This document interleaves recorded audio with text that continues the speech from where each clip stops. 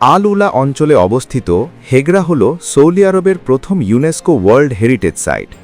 এটি মূলত নাবাতিয়ান সভ্যতা খ্রিস্টপূর্ব প্রথম শতাব্দীর দ্বিতীয় বৃহত্তম শহর ছিল, যার প্রথমটি হল জর্ডানের পেত্রা।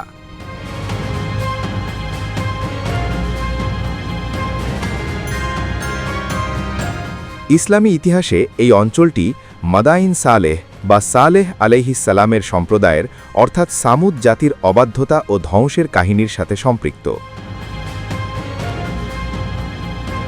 হেগরার প্রধান বৈশিষ্ট্য হল বিশাল বিশালাকার পাহাড় খোদাই করে তৈরি করা ১১১টি সমাধিস্তম্ভ। এর মধ্যে সবচেয়ে বিস্ময়কর হল কাসার আল ফারিদ, দ্য লোনলি ক্যাসেল, যা একটি বিশাল পাথরের টুকরো কেটে একা দাঁড়িয়ে থাকা সমাধি।